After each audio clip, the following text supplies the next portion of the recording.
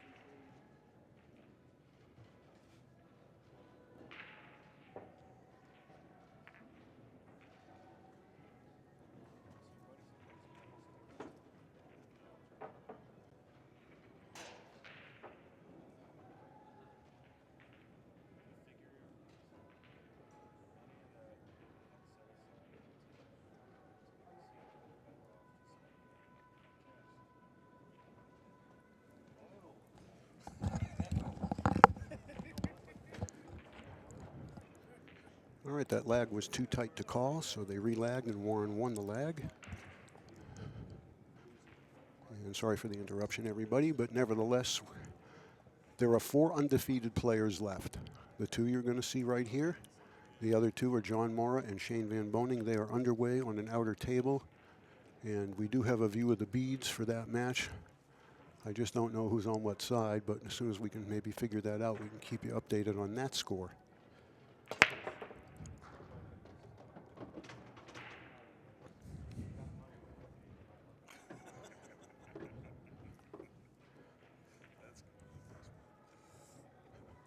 So here's how it lays out for the rest of the afternoon for TAR. The next match at 2:30 will be the hot seat match. It'll be the winner of this versus the winner of the Shane John Mora match. That'll be at 2:30.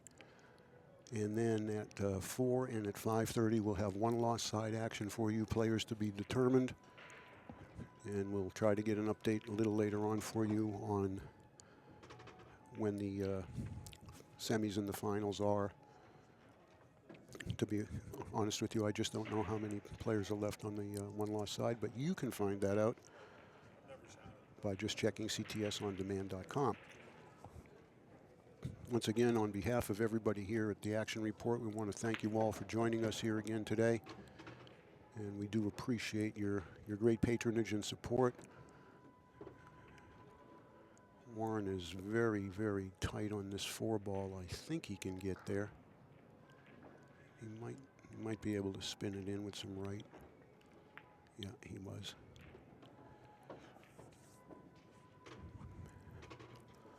But anyway, that's how it's going to play out for the afternoon.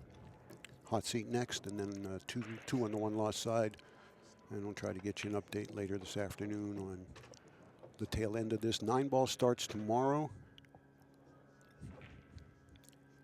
And once we know when that'll open up, we'll let you know that as well.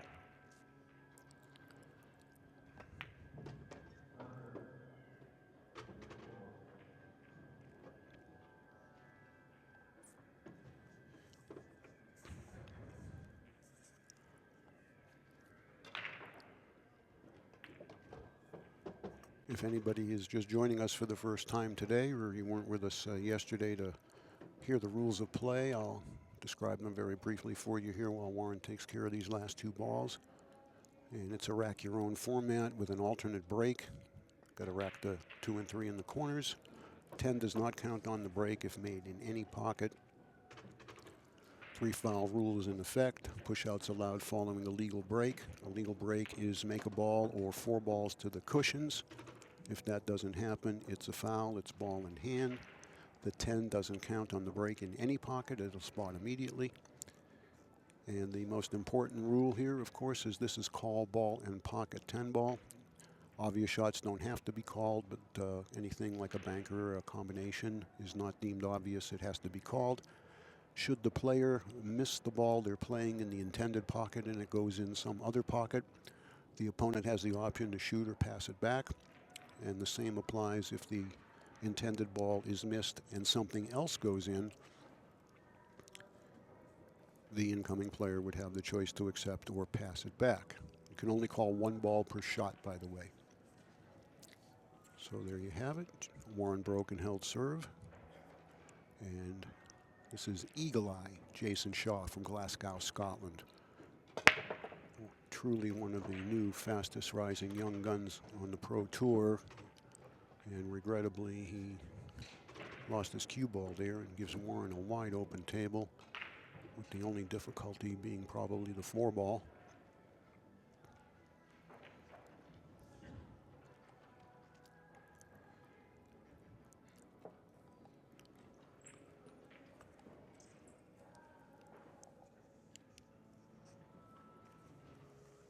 Warren is absolutely no stranger to this event, by the way. He won the 8-ball division in 2007. He's twice won the 9-ball division. He did that in 07 and in 2011. And he's a 2-time U.S. bar table all-around champion, again, 2007 and 2011. So the only division he hasn't won is the 10-ball division. He's also, last year, won the Oklahoma State Bar Box Championship. And one of the truly great gentlemen of our game. Warren is a class act. He very seldomly says much. And what he does say, he says with great respect for both the game and his opponents and everybody involved with the sport. A terrific guy.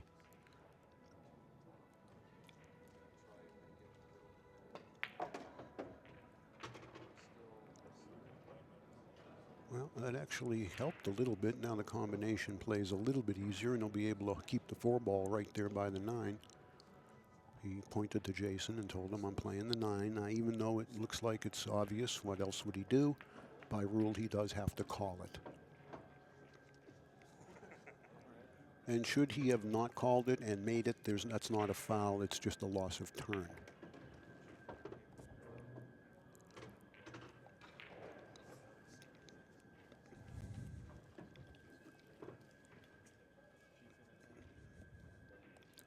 Warren playing with a Davini cue, as he has for many, many years. And he hails from Alabang in the Republic of the Philippines.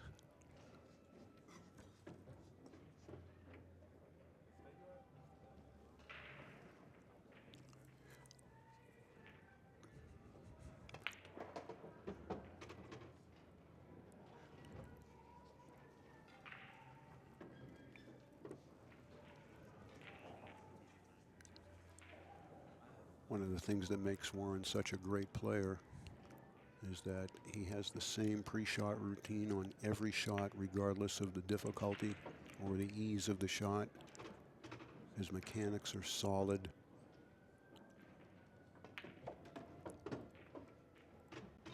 And he has a tremendous amount of knowledge of all games, big table and small.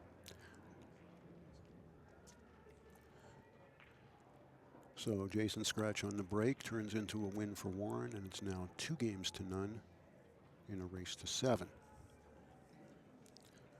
When we do arrive at the finals, it's true double elimination. Whoever comes from the B side will have to win 2 sets, both races to 7.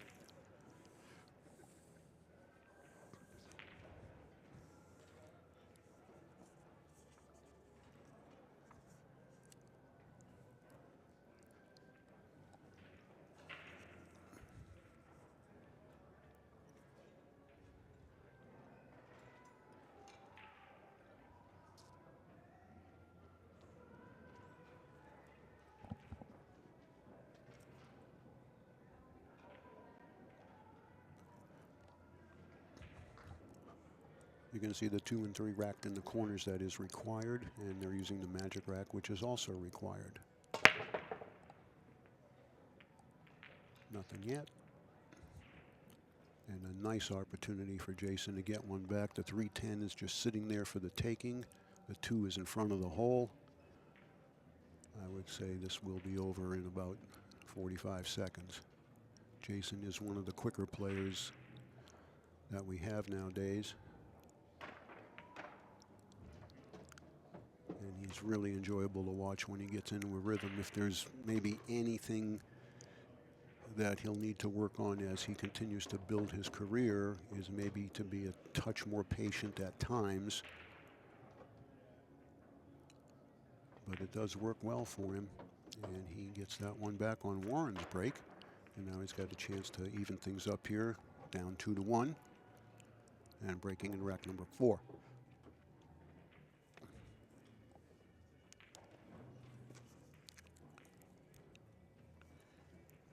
As I said, Jayson is from Glasgow, Scotland. When he's in the U.S., he usually is somewhere in the New York City area. Plays mostly out of Steinway Billiards there. And last year he came in second place both in the Jay Swanson Memorial and the Chet Ito Memorials, which were held in California. And at the U.S. Open 9-ball championships last year, he came in third out of a very tough field. And I'm sure we're going to see a lot more of him in major tournaments towards the finals or semifinals. Talked to a lot of the European players that know Jayson, and most of them say he is either one of the, if not the straightest shooter of that group. And it's pretty high praise coming from guys like Darren Appleton.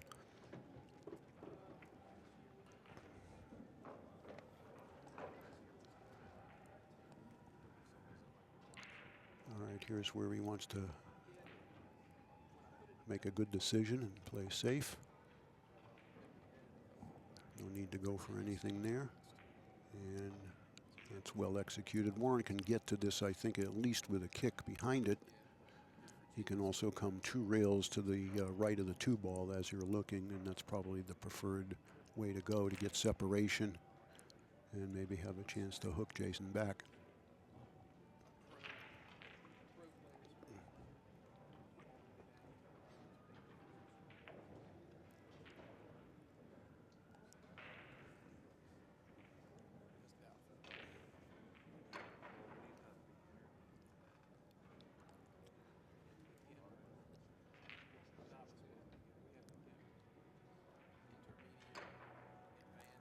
I'm going to put him right on the 3 here.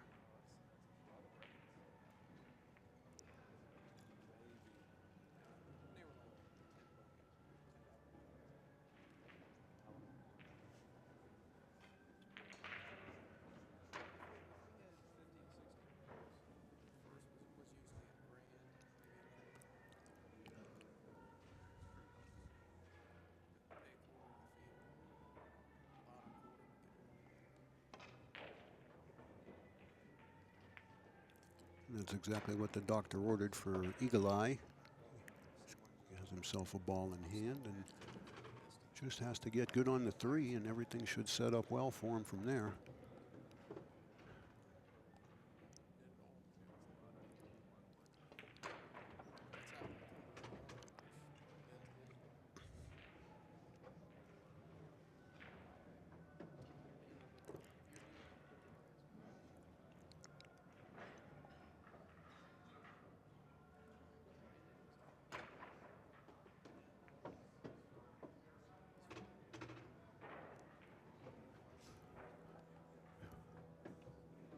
Nice little bump there on the 6.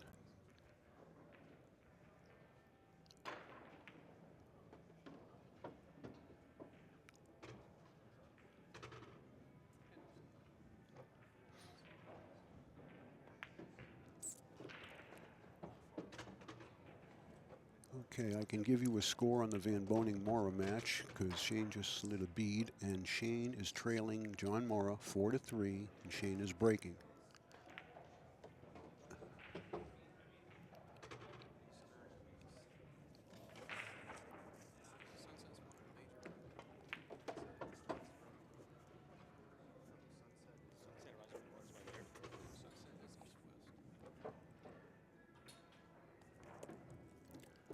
Shane made a ball on the break. He's still at the table. It's too far for me to see any kind of a layout, but at least I can keep you updated on the score now that I know who's got what side of the beads. Back over here, it's 2 apiece, and Warren breaking in rack number 5.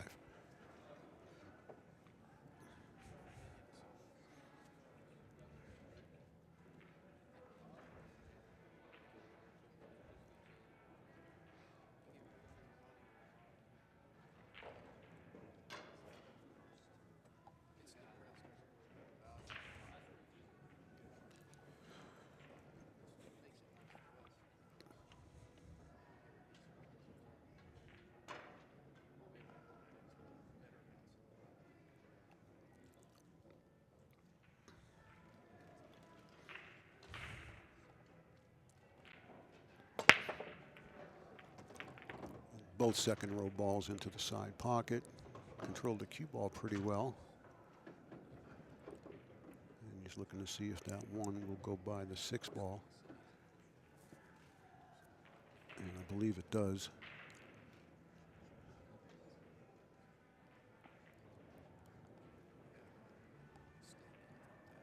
This should be the key shot of the rack right here. Swish.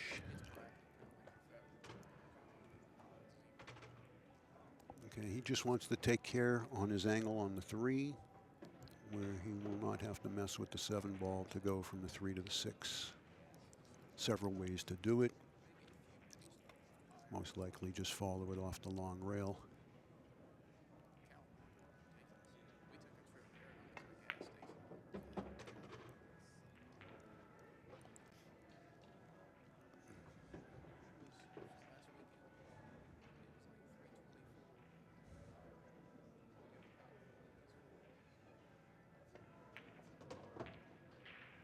Well, he underhit that by about a foot. He should be able to make it. He can reach it. And should be able to hold the cue ball somewhere before the head string.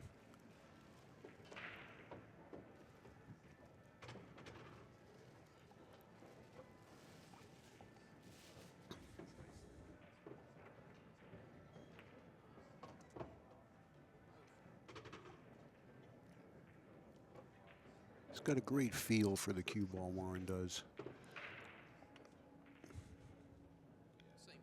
There's no excessive motions here. Keeps his body very, very still. Stays down all the way through the shot.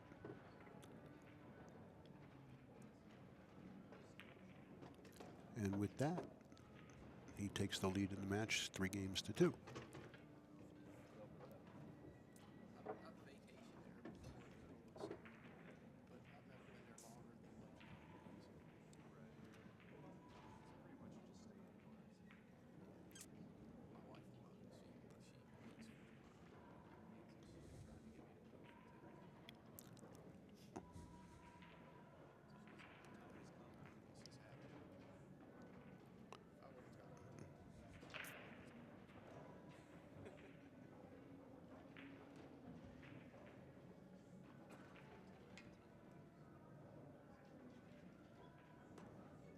We'll keep our eye on that second row. It's the 9 and the 8. Let's see how they handle getting into the side.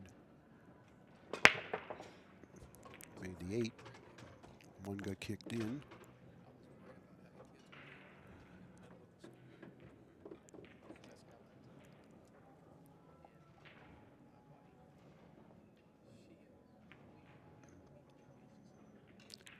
Well, that's not as good as he wanted. I think he left Warren at least a piece of this ball.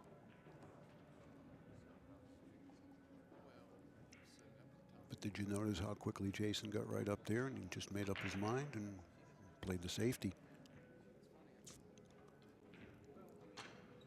And you could tell by where Warren pointed, that's where he wants the cue ball, kind of in the middle diamond. He's called this cross corner. It's a two-way shot. If he gets the cue ball in the middle diamond past the side on the right, he'd have a shot at the 3 and possibly a safe. But he hit it too thick, and that's why the cue ball hit the 3, but he got a good favorable roll here. Jayson can clip the left edge of the 2 as you're looking. You just have to avoid traffic with the cue ball unless he just crosses it and sends it up table. Yeah, I was worried about him hitting one of those balls there.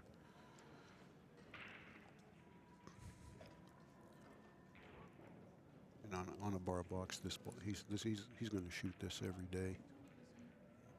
He's got a nice clear path for the cue ball to go straight up and down in between the 5 and the 9 and then back up. And he can play for the 3 in the side or the other corner. No English here.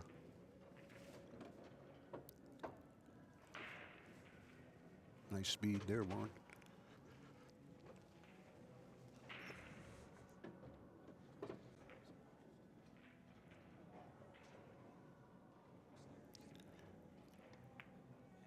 Shane has tied up his match with John Mora at 4-4, and Shane's at the table.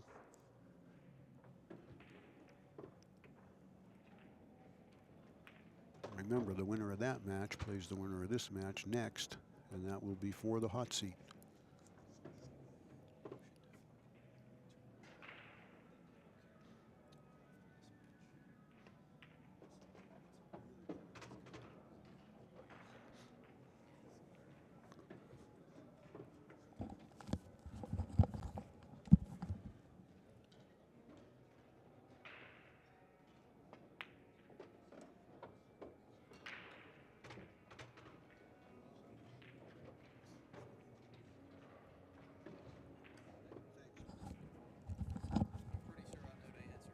I think I know it too. Shut it off for an hour.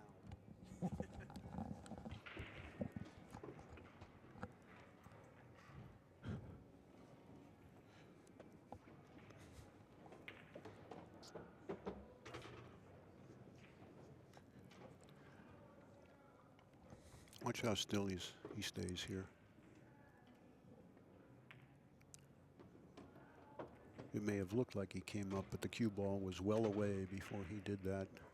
And that's his style, that's how he plays. But I mean, no excessive body motion, very calm and quiet. It's like a golfer over a putt, you know, just very still, very relaxed, loose grip. And Warren stretches things out to 4-2 now.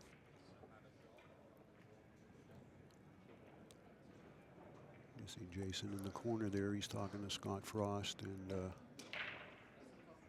another friend of his over there about what just happened. About playing that safe on the 2 ball that wound up turning the table over to Warren.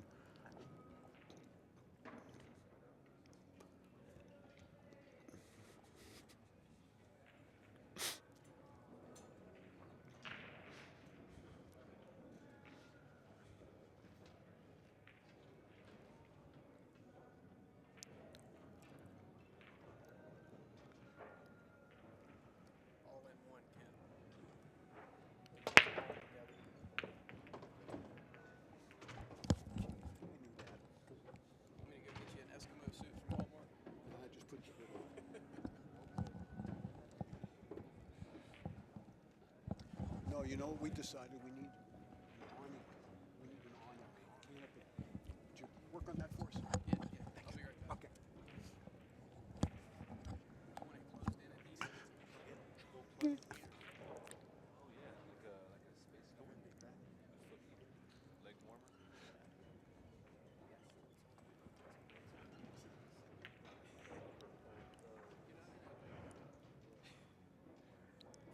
Well, Jayson can hit this ball. He just wants to barely feather it.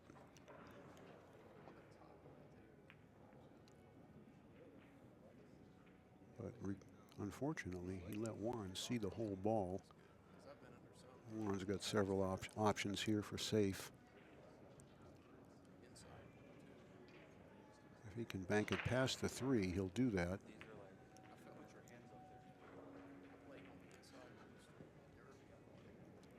And this is going to be tough to hit. He's going to have to jump. He can't kick 2 rails behind the 3. The angle's not there.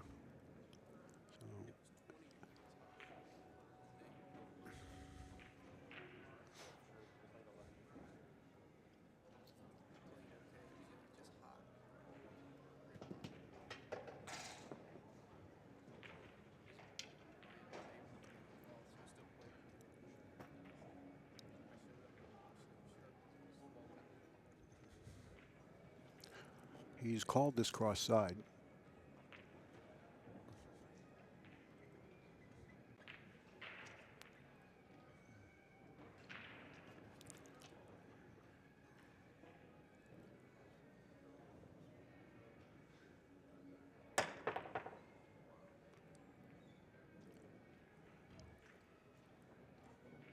Well, he hit it, and that was job number one, so he got that done. And he kind of got a okay leave out of this, even though Warren's got a ball he can make. The 2 and the 6 are kind of funny there by right where he's shooting. He'll run into the 4, and he'll be able to stay there for the combination, if that's what he's going to elect to play. Problem with this is controlling the 2 ball. He's called the 6.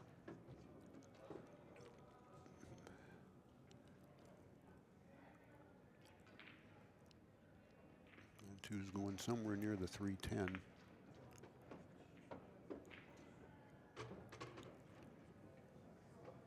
Now he may be able to play this cross side, stick right there for the 3, and be safe if he misses. But if he doesn't have the angle, he's got certainly a safety, leaving the cue ball right there.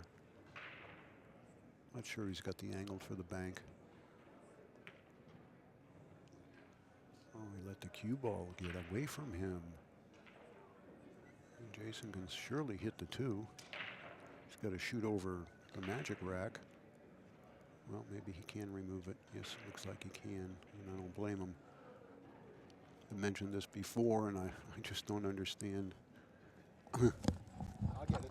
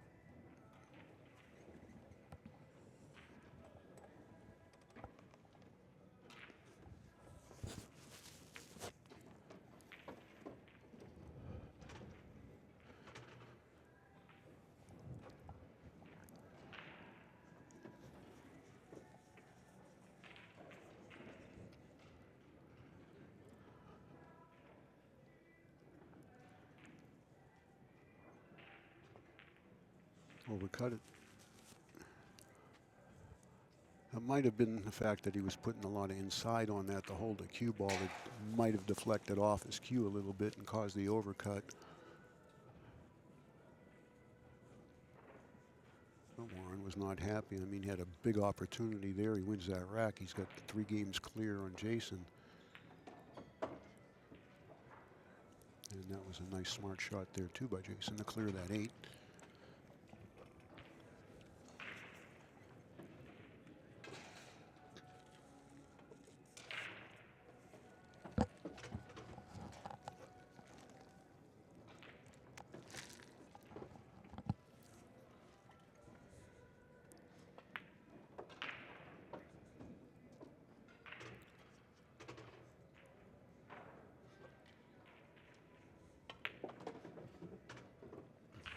Jayson's playing with the Lucasi.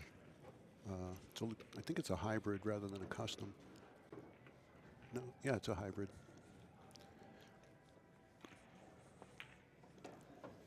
So, really big 2-game swing there for Jayson instead of 5-2 down and breaking. It's now 4-3, and he's got a chance to get right back on serve here and tie the match up.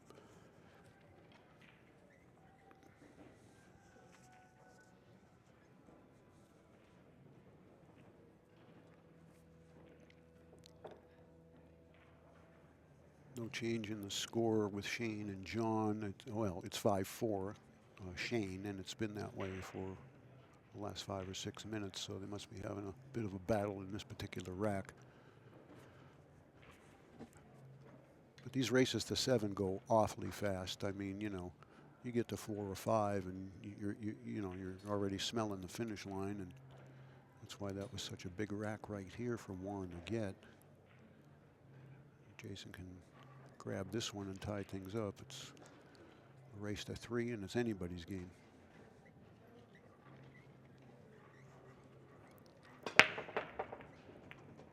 Watch the cue ball. Oof.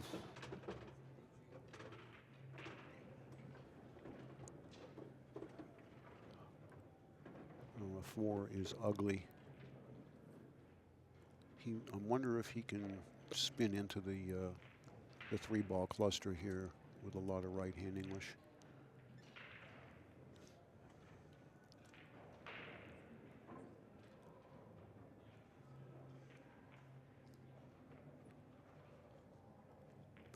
Evidently he can't.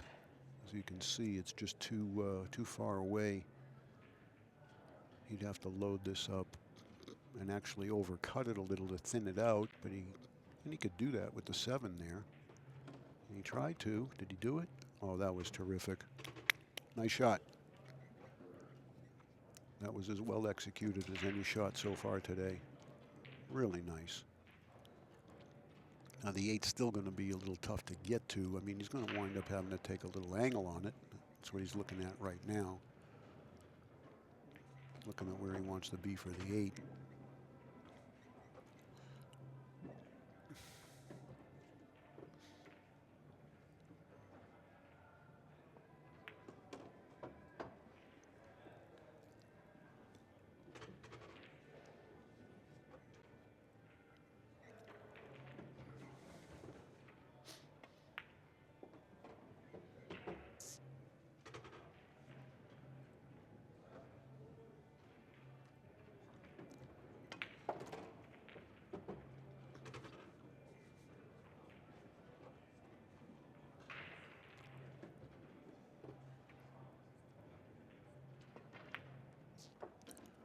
That was a really nice out. Well deserved. 4-4.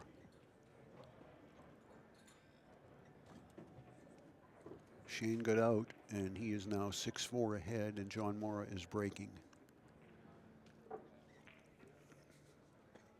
So should Shane win that match, he will be right back here at 2:30 to play the winner of this match for the hot seat. But it's a tough spot for John Mora to be in, needing to win 3 consecutive racks, knowing Shane will have the break in the next game should John win here. The alternate break format here really adds a different dynamic to this, and it makes it much more exciting. And it adds a big premium to you holding your serve when it's your break.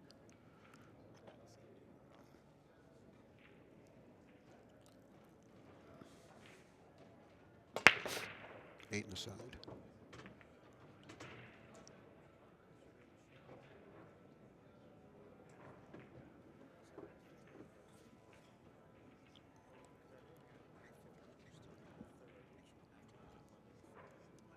Looks like he can cut this in.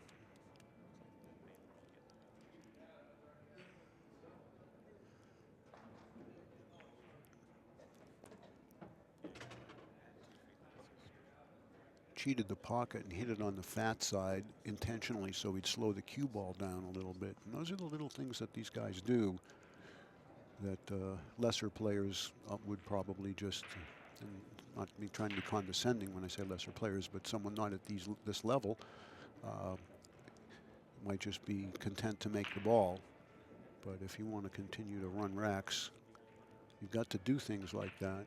You've got to be aware that those things are there.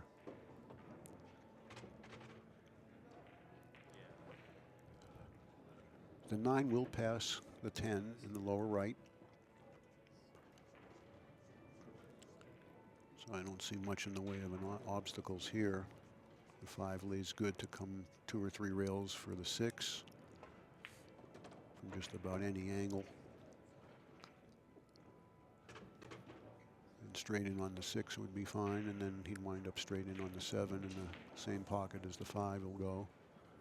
Lots of options, but don't see any reason to believe he won't finish these.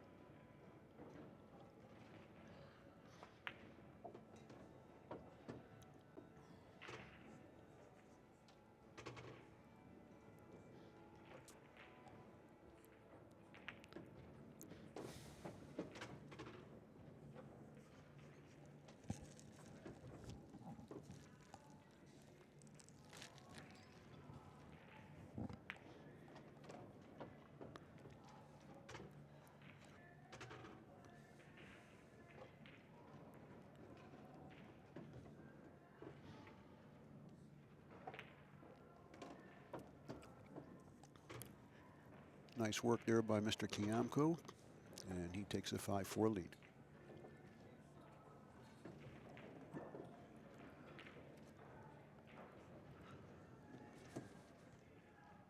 I think Jayson is one of those players, left-handed players, that the only thing they do left-handed is play pool.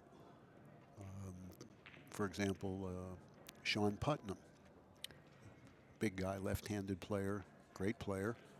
The only thing he does is play pool left-handed. He plays golf right-handed. He does everything else right-handed. And I asked Jayson, you know, why do you play left-handed? He said, when I first started to play and picked up a cue, I just picked it up that way and it felt right. But he is right-handed.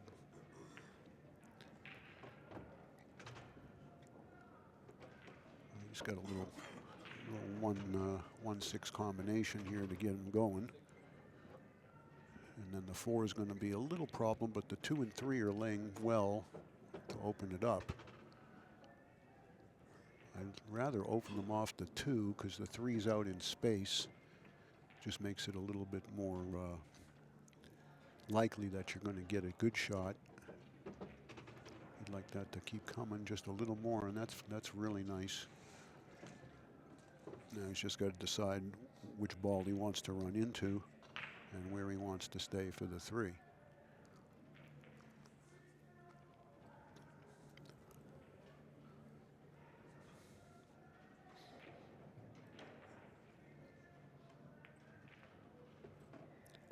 Exactly as he planned. You saw him go over there and kind of see where the cue ball was going to come off the rail into those 2 balls to split them open, so he'd be able to shoot the 3 clean. And he's really handled this well up to now.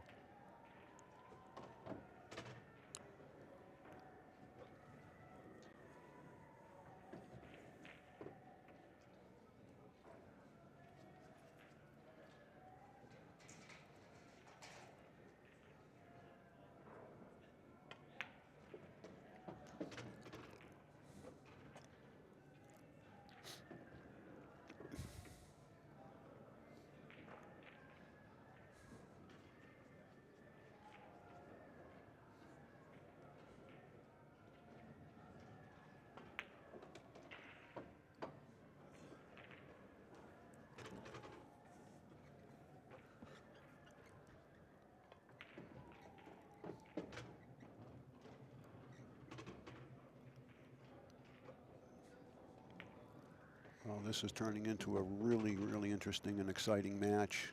Both guys made an early mistake and kind of traded errors there. But the last half dozen racks have been very well played by both men.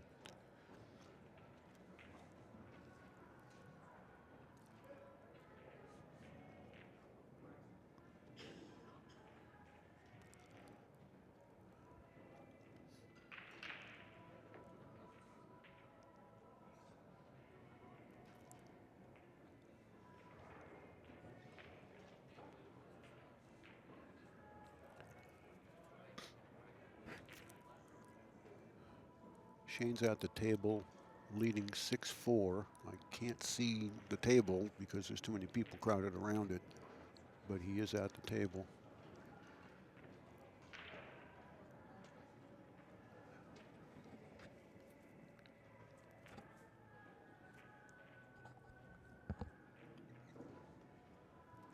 And Shane has just won that match 7-4 over John Mora.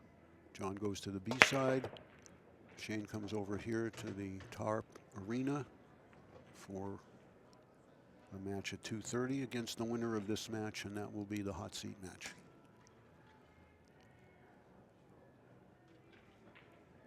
Okay, Warren's a little disappointed where the 2 wound up. There's a 210, but he can't really get to it. He's going to bank the 1 and send the cue ball at the 4 or at the 2.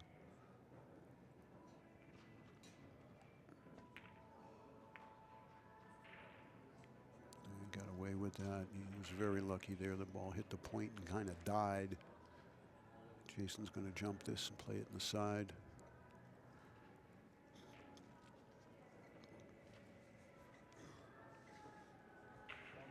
Oh, he's called it in the corner. Guess he feels he'd like to get some separation between the 2 balls in case he does miss. He's got a chance to get safe back here behind these colors. Oh, look at his shot. Oh, God, he hit that great.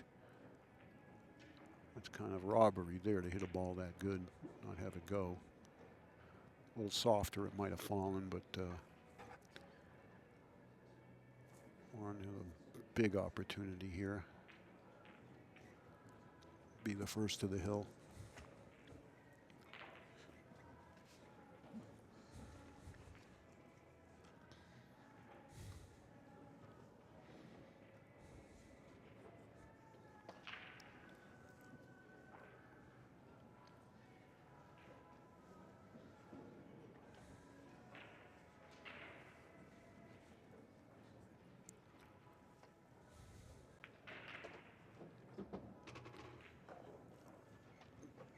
He was content to play it that way and take the long shot on the 2 because there was just no better path to get a shot on the 2 ball.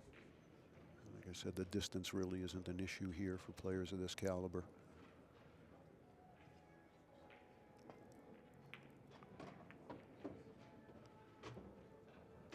Oh, it couldn't have worked out better.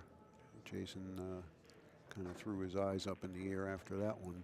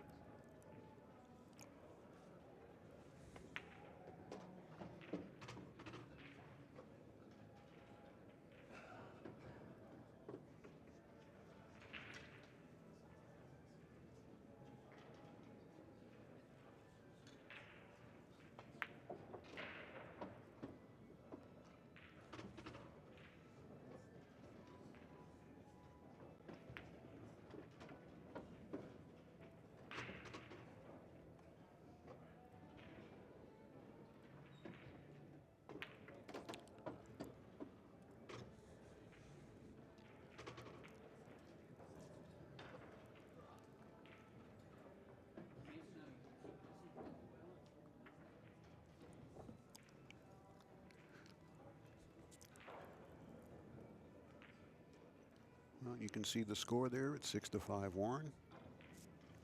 Jayson breaking to try to send this to a penultimate game. And this is the last time Jayson will be breaking, and you got to kind of make sure you don't overcook it here. Whether you're breaking on the hill or to try to prevent your opponent from winning the match, when it's your last time breaking, you just got to make sure you don't let your adrenaline take over and you you hit it much harder than you really have done the whole rack.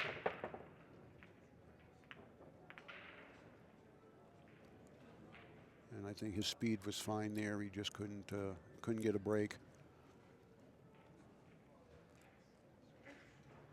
And Warren with a golden opportunity here to win the match. A little tricky to get to the 2-ball. Doesn't pass the 7 in the lower left. Kind of would like to be near the 5 somewhere.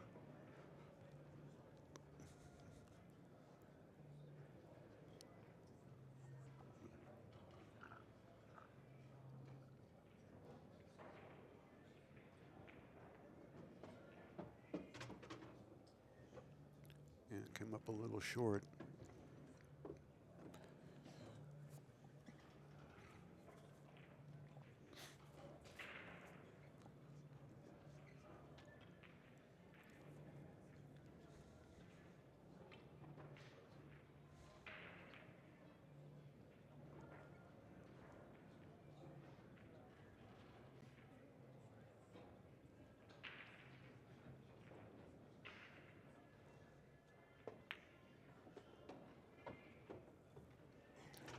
That was well struck. Look how much you get out of that cue ball with a very, what appeared to be smooth, soft stroke.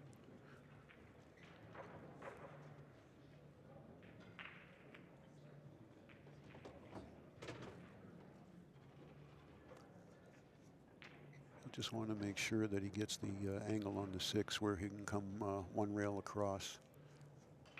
Sort of just be a little bit more than right of center of the table as we're looking from the 5 to the 6. And he's got a good angle on the 5 to do that.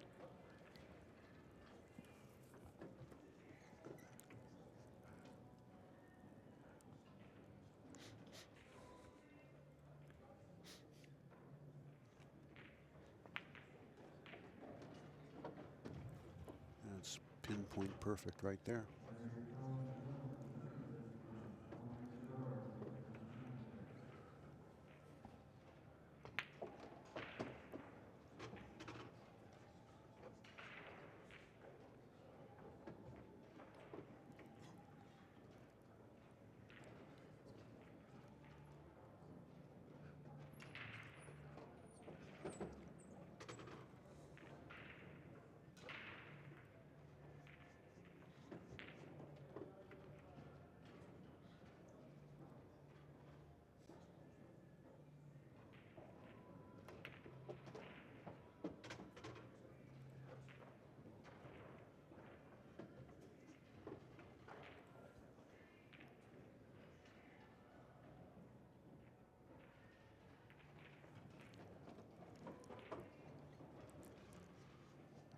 And it looks like Mr. Kiamco has a date with SVB in the hot seat. And he does. So that's going to come up at 2:30, ladies and gentlemen, the hot seat match between Warren and Shane Van Boening. Jayson moves to the B side along with John Mora and several others. So we will see you in a little more than a half hour with our hot seat match. You're watching the 2014 U.S. Bar Table Championships live on the Action Report. Stand by. We'll see you in 30 minutes.